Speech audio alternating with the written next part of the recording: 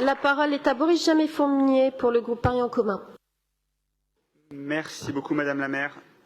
Alors, je ne vais pas revenir sur les modalités de l'appel à projet Paris-SEM dans leur globalité, mais j'aimerais mettre en lumière un projet lauréat, Pépin Production, qui installe des pépinières de quartier pour faire pousser de belles plantes en plein cœur de la ville.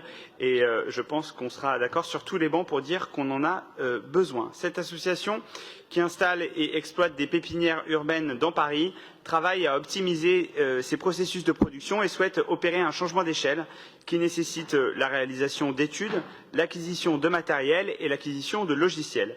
Il est crucial de les aider parce que les projets portés par cette association permettent la distribution en circuit ultra court, on y revient, de plantes à destination des Parisiens et des Parisiennes, mais également des agricultrices et des agriculteurs urbains et urbaines du territoire parisien.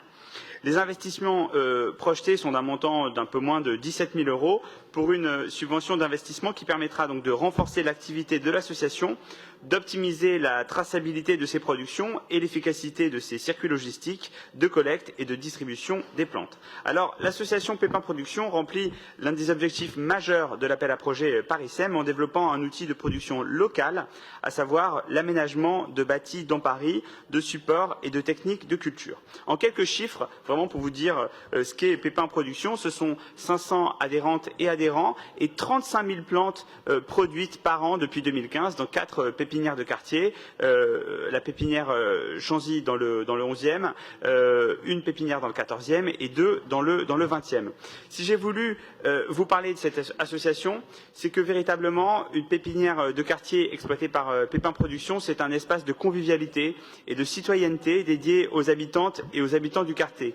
C'est une structure de production et de diffusion culturelle dont les actions visent à questionner quelque part les relations entre urbanisme, végétalisation et pratiques sociales. Et c'est donc des sujets qui sont intéressants à investiguer et à approfondir.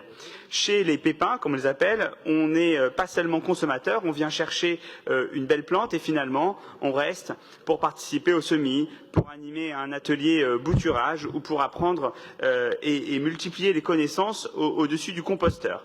L'association porte d'ailleurs le projet L'Hôpital des Plantes, qui est situé sur le toit de la résidence des Célestins dans le 4e arrondissement, que Madame la maire et cher Ariel Veil, vous connaissez bien.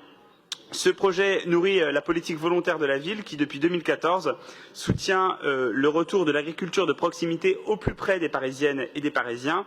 Les services rendus par l'agriculture convergent avec nombre des enjeux de la transition écologique des territoires.